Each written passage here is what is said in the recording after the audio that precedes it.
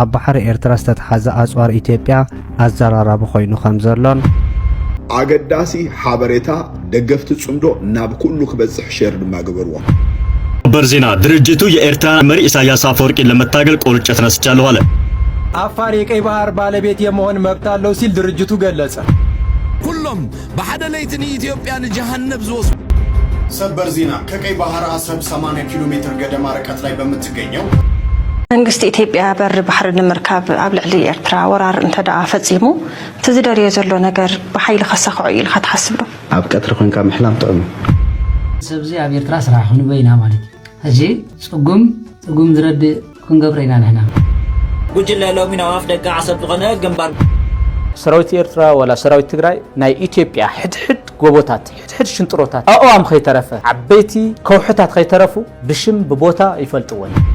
ኢትዮጵያ በመሬት ዝተኸበት ክንሳ ኣብ ቀይሕ ባሕሪ ኣፍ ደገ ክረክብ ኣለኒ ወደብ ክህልወና ኣለዎ ዝብል መግለጺታት ብተደጋጋሚ ትህበሎ ኣብ ዘላ እዋን የኢትዮጵያ ጦር አስመራን ጭምር ሳይሞን ማዓረ ወይ የኔማ ዳሚ ፕሮፌሳ ካናት ኮንካ በአባቴ ኤርትራዊ ነኝ በእናቴ ደግሞ ጎንደሬ ነኝ። እናቴ የደባርቅ ልጅ ናት።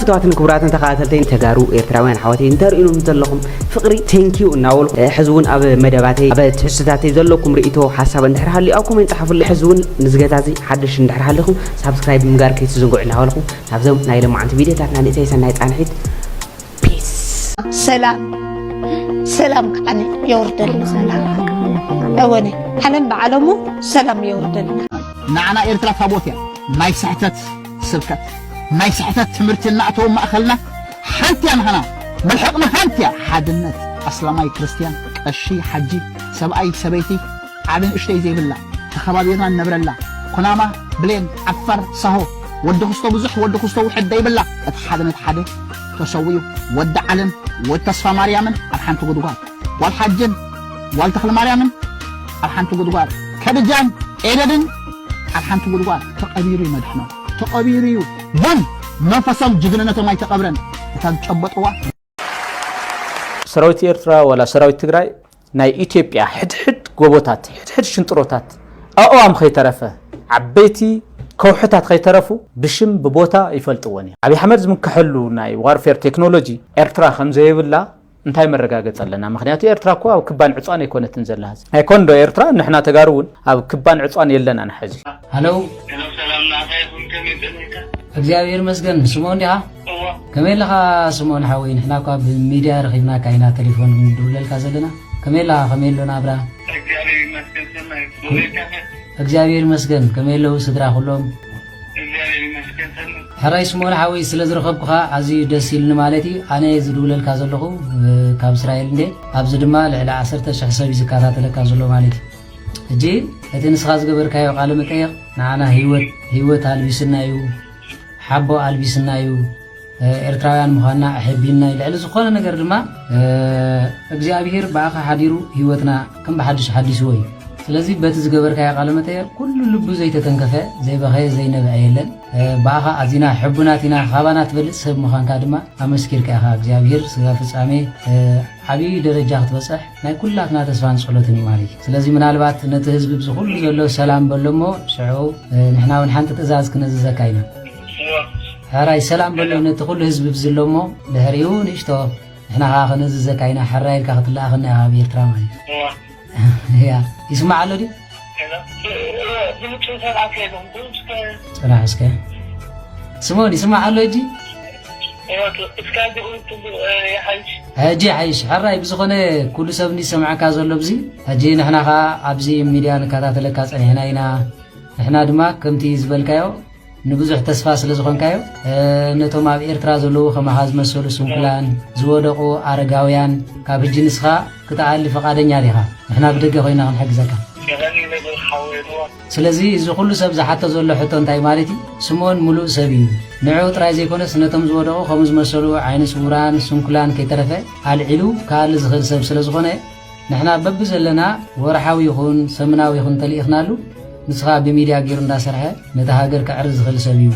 ስለዚ ክንሕግዘ ኢና ስለ ዝበሉ ኣነ ፍቓድካ ንምሕታት እየ ፍቓደኛ ናትካ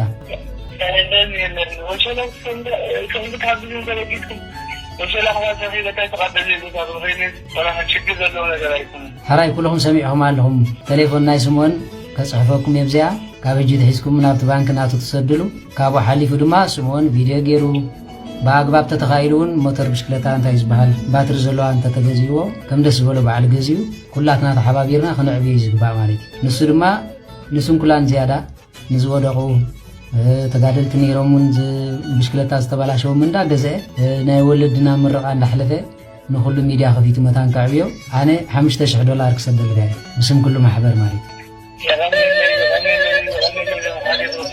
ኩለኹም ዕልል ኢልኩም ኣመስግኑሉ آمين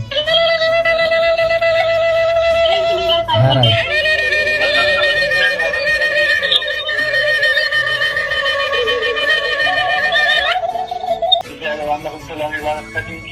آمين آمين هراي تليفون ناي سمون تدري سبات عليهم 00 بعلها صحفه مسلم تليفون كان قرم وي حانت تليفون تليا وي كلا انت اللي كان ماما ولا ساتريا تليفون هو በቃ حرايتهم ንስሞን ክድውሉሉ ትደልዩ በዛ ቴሌፎን ኣነ ደው ኢለሉ ዘለኹ ባደውላ ክንደያ ነይራ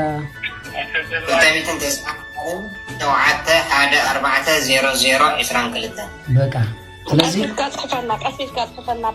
07 ኢልካ ፅሕፈና ስሞን ንገረኒ ኮምፒተር ስለ ዝኾነ ናተይ 14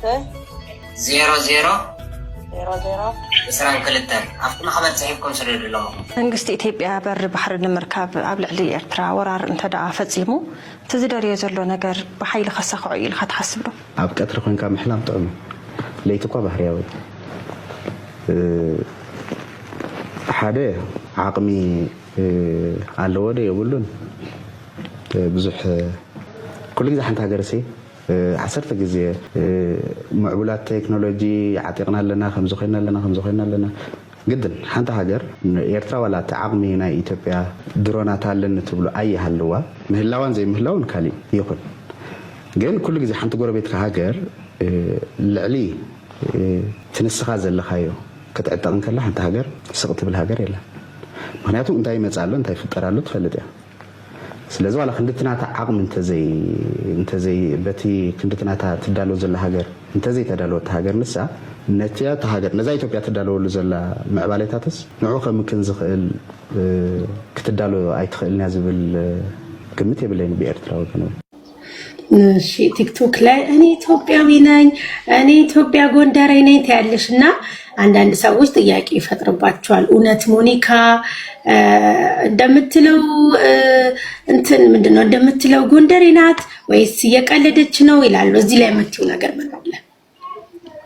አዎ በአባቴ ኤርትራዊ ነኝ በእናቴ ደግሞ ጎንደሬ ነኝ እናቴ የደባርቅ ልጅ ናት በዚህ አጋጣሚ ብዙ ማላቅም የነበርኩ በዚህ አጋጣሚ የደባርቅ ህዝብ እኔ እህታችሁ ነኝ የእናቴ ቤተሰብ ራሱ መፈለግ ፈልጋለሁ አዚስ ታይም ማለት ነው ስለዚህ ሁለት ሀገር አለኝ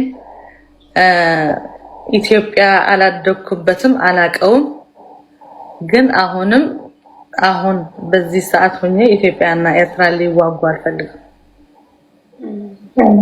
ሰላም ነው የምፈልገው ውጊያ አውቄዋለሁ አይቼዋለሁ መገዳደል አይቻለሁ ብዙ ውጊያ ተሳትፌያለሁና በዚህ አጋጣሚ ለወጣቱ ማስተላለፍ የምፈልገው በቃ ውጊያ ይብቃን ሰላም ነው የሚያስፈልገን በውጊያ ሰው ነው የሚሞተው በቃ ስንት ወጣት እየሞተ አይቻለሁ ባይኔ ስለዚህ በቃ የኤርትራና የኢትዮጵያ ሰላም ፈልጋለሁ በቃ እዚህ ቁጭ ብዬ እኔ ናርዌይ የተቀመጥኩ ልጅ ይዤ በቃ ጉደለው ቁጠለው አቃጥለው ማለት ያስጠላኛል በቃ ሰላም ፈልጋለሁ ኢትዮጵያ ሄጄ ደግሞ የእናቴ ቤተሰብ ማግኘት ፈልጋለሁ በዚህ አጋጣሚ እንግዲህ ጎንደር ያላቸው ደባርቅ አካባቢ ሞኒካ እህታችሁ ቤተሰቦቿን ስለምትፈልግ እድሉ ቀንቷት ኢትዮጵያ ከመጣች በደንብ አርጋችሁ ቤተሰቦቿን አፋልጉላት ጎንደር ደባርቅ እሺ ቤተሰብ ያው ስትሄድ መቼም በደንብ አድርጋ ማስታወቂያ ወይ ትሰራለች ወይ ደግሞ እነ ሰይፉ ሾው ላይ አሁን ቀላል አታርጉ። እዚህ ሶሻል ሚዲያ መጀመሪያ እኔ ቤት ቀርባለች። በእርግጥ ከዚህ በፊትም ሌላ ኢንተርቪው አርጋ ሊሆን ይችላል። በቀጣይ ግን ትልልቅ ቤቶችም ኢንተርቪው ታደርጋለች። ከዛ ቤተሰቦቿን ታገኛለች። መልካም ምኞት እንመኝልሻለን ሞኒዬ፣ ቤተሰቦች እንድታገኝ የኔ ቆንጆ። ሳይሞኔ ማዓረ ወይ የኔ ማር ብጣዕሚ ፕሮፌስካ ቃናት ኮንካ ናይ ቅድሚ እንታይ ይምልከተንን ናይ ድሕሪ ሕጂ እምበር ምሳይ ብዙ ዘመናት ክዓብ ብሓደ ወሊድና ዘቢድና ኣሬግና እስካዕ ንመውት ድረስ ብሓደ ኢና ምሳይ ኮይንካ ጥራሕ ሕማቅ ትግበር እምበር ቅድሚ ሕጂ ዝነበረ ሂወትካ ሳይገድሰኒ ፎቴካ እየ حبيرة كربام لا حبيرة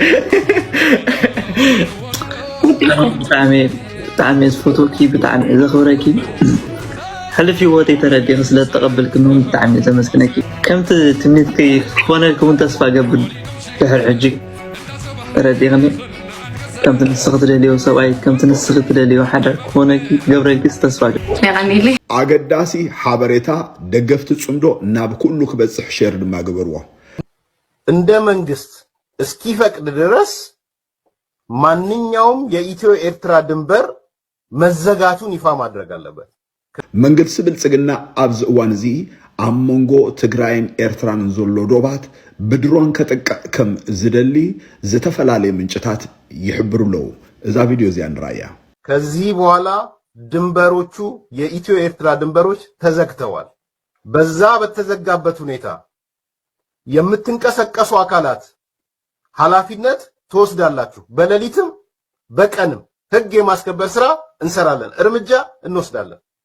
አሁን ቴክኖሎጂውም ስላለ የአየር ኃይሉም ስላለ በዋና በተለይ ኮንትሮባንድ የሚካሄድበት የወርቅ የብረት የጤፍ የምናምን የሚካሄድበት በህዝብ ስም ጽምዶ እየተባለ የሚካሄደው ነገር ማገድ ነው። አግጃለሁ ማለት ህዝብና ህዝብ የፌደራል መንግስቱ ሲፈቅድ ብቻ ነው። የድንበር ጉዳይ የፌደራል መንግስቱ ስልጣንና ኃላፊነት።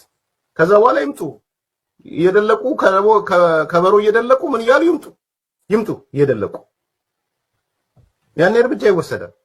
የትኛውም ኢትዮጵያዊ ከፌደራል መንግስቱ ፍቃድ ውጪ ወደ ኤርትራ መሄድ አይችልም። የትኛውም ኤርትራዊ ከኢትዮጵያ ፌደራል መንግስት ፍቃድ ውጪ ወደ ኢትዮጵያ መግባት አይችልም። ስብሰባ ማድረግ፣ መጨፈር፣ ጽምዶ ማለት፣ ከበሮ መምታት አይፈቀድም። መኪና ይዞ መግባት መውጣት አይፈቀድም። እርምጃ እንወስዳለን። እምባር ከም ዝሰማዕኩም እዩ እዚ ኤርሚያስ ለገሰ ወይ ከዓ ኤርሚያስ ዋቅጅራ ዝበሃል ጋዜጠኛ ናይ ኢትዮ 360 ነበር። ኣብዚ እዋን እዚ ካብ ውሽጢ መንግስቲ ዝተሃቦ ንኻልኦት ከምኡ ዝኣመሰሉ ሚድያታት እውን ከጋውሕዎ ዝውዓሉ ጉዳይ እዚ ጉዳይ እዚ ድማ ኣብ መንጎ ትግራይን ኣብ መንጎ ኤርትራን ዘሎ ርክብ ደው ክብል እቲ ዶብቲ ክዕጾ ምክንያቱ እቲ ዶብቲ ናይ ኢኮኖሚን ናይ ዝተፈላለዩ ፖለቲካዊ ዝኾነ ነገራትን መዛወሩ ይኸውናሉ።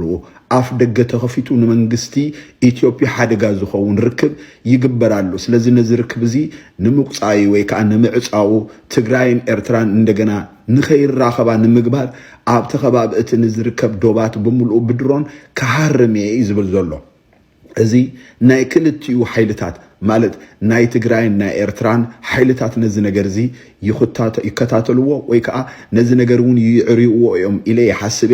ነገር ግን ኣብዚ እዋን እዚ መንግስቲ ብልጽግና በትናቶም ተደገፍቲ ዝኾኑ ሚድያታት ዝሕብሮ ዘሎ እዚ እዩ። ልክዕ ከም ምንታይ እስኪ ቅድሚ ሕጂ ኣብ እዋን ኩናት ትግራይ በቶም ናቱ ደገፍቲ ሚድያታት መጀመሪያ ተጋሩ በተጋሩ መንነቶም ጥራይ ክእሰሩ ይኽእሉ ኸውን እዩ መንግስቲ እንድሕር ሓደጋ ኣለኒ ኢሉ ተባሂሉ ተዘሪብ እዩ ብድሕሪኡ ተጋሩ ክእሰሩ ተጀሚሩ ዝነበረ ማለት እዩ። ስለዚ ነዚ አናብ ኩሉ ኣብ ጽሕዋ ክብለኩም ደሊ ብሩክ መዓልቲ። ሰበር ዜና ከቀይ ባህር አሰብ 80 ኪሎ ሜትር ገደማ ርቀት ላይ በምትገኘው ቡሬ ከተማ ላይ በአቶ ሬድዋን ሁሴን እና አቶ ጌታቸው ረዳ የሚመራ የፌዴራል ከፍተኛ ሚኒስትሮች፣ አመራሮች፣ የመከላከያ አመራሮች እና የአፋር ክልል አመራሮች ያካተተ ቡድን ዛሬ በኤርትራና በኢትዮጵያ ድንበር ላይ ወደምትገኘው ታሪካዊቷ ቡሬ ከተማ ገብተዋል። ቡሬ በኢትዮ ኤርትራ ጦርነት ጊዜ ብዙ መስዋዕትነት ከተስተናገደባት የጦር ግንባሮች አንደኛዋ ናት። እነኛ አመራሮች ለምንስ ጉዳይ ወደዛ ቦታ ተገኙ የሚለው ምንም የተባለ ነገር የለም። ተጨማሪ መረጃ ሲኖር እማቀርብላችሁ ይሆናል። ሓዝ አቢቹ ኩሎም በሓደ ለይትን ኢትዮጵያን ጀሃነብ ዝወስዱ ቦታታትን ሓለዎምን ብዝተጸንዐ ሙት ጎድኒ ብተራቅላዕ ነዛ ስናዕ ከተማኻ ኣብ ትሕቲ ሙሉእ ጸልማት ከእቱ ዝኽእል ኩነታት ክፈጥር ዝኽእል ውዱእ መጽናዕቲ 10 ሃይድሮ ፓወራት ክህሉ ከም ዝኽእል ኣብ ግምት ከኣትዎ ኢኻ። ካልእ ልቢ ክኾነካ ብድሮን ንኤርትራ ከተፈራርሕ ምፍታን ከም ናይ ሳንጹ ባህላ ጸላኢኻ ዘይምፍላጥ ፍርቂ ስዕረት ይኾነካ ኣሎ። ኣብዚ ጥንቃቕ ሓተካ ጉዳይ ኤርትራን ጸረ ድሮናታን ሚሳይላታን ክትፈልጥ እንተደሊኻ ዝሓለፈ ዓመታት ኣብ ራስ ዱሜራ እንዳህላክን ናይ እስራኤል ማዓስከራት ኣሎ ብምባል ክለ ኣየር ሰማያት ኤርትራ ዝሓለፋ ድሮናት ኣበይ ተሰትየን ወሰን ኢልካ ምሕታት ከድልየካ እዩ።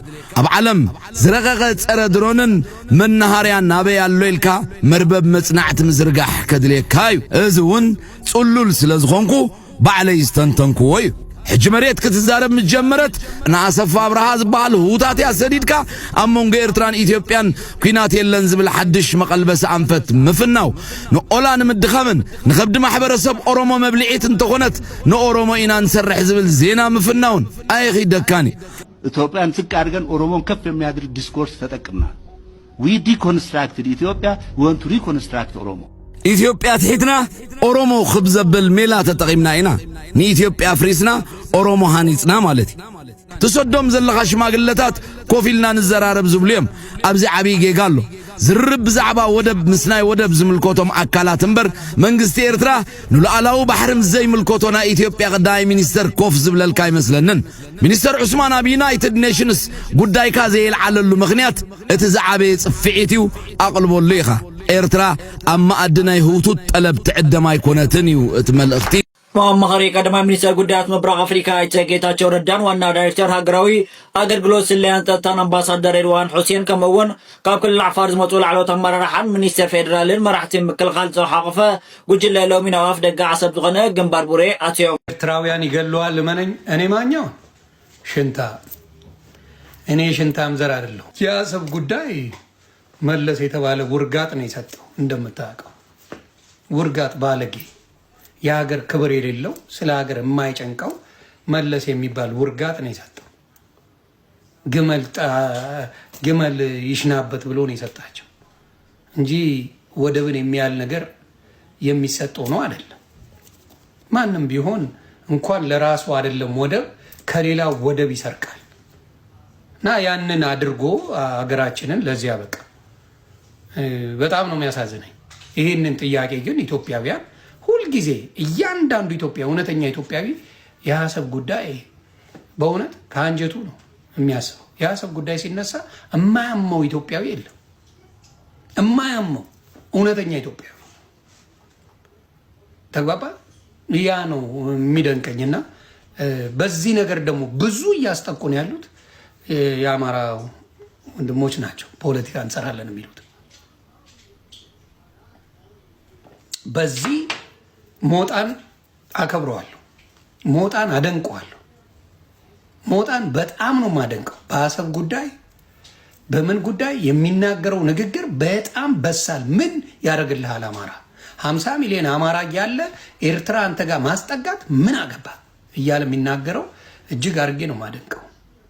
እጅግ አድርጌ ሞጣ በዚህ ንግግሩ የማይወደው ኢትዮጵያዊ ያለ ብዬ አላስብም።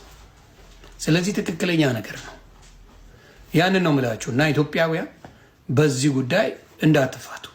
ኣብ ባሕሪ ኤርትራ ዝተተሓዘ ኣጽዋር ኢትዮጵያ ኣዘራራቢ ኮይኑ ከም ዘሎን ኣብ ባሕሪ ኤርትራ ዝተተሓዘ ኣጽዋር ኢትዮጵያ ኣዘራራቢ ኮይኑ ከም ዘሎ ተገሊጹ ኣብ ግዝኣት ባሕሪ ኤርትራ ድሕረ ምእታው ብሓይልታት ባሕሪ ኤርትራ ከም ተተሓዘ ዝሕበር ካብ ኣዘርባይጃን ኢራን ቱርክን ከም ዝተበገሰ ዝንገረሉ ሚሳኤላትን ድሮናትን ኣዛራበ ጉዳይ ኮይኑ ከም ዘሎ ተገሊጹ ነቲ ኣብ 3 መራኽብ ተጻዒኑ ዝተማረኸ ኣጽዋር ዝመርሑ ዝነበሩ ዕጡቓት ብምፍታሕ ምስ መንግስቲ ኤርትራ ክከይድ ጸንሐ ዘተ ፍረ ከም ዘይተረኸበውን ምንጭታት ይሕብሩ ዛ አይላንድ ዝተባሃለ ማእከል ኣብ ዘውፅኦ ሓበሬታ ነቶም ካብ ስሪላንካ ምዃኖም ዝተነገረሎም 6 ወተሃደራን ኣዘዝቲ ንምፍታሕ ፃዕሪ ክግበር ምጽንሑን ክሳብ ሕጂ ዝኾነ ተስፋ ከም ዘይተረኸበውን እታ ማእከል ዜና ምግላጻ ክፍለጥ ተኻኢሉሎ ክሳብ ሰዓት ስለ ዝጸናሕኩም ቴንኪው ናበልኹ ኣብ ቀጻሪ ብኻልእ ቪድዮ ክሳብ ዝምለስ ኣብዚ ክፍለየኩም ወድሓንኩም ፒስ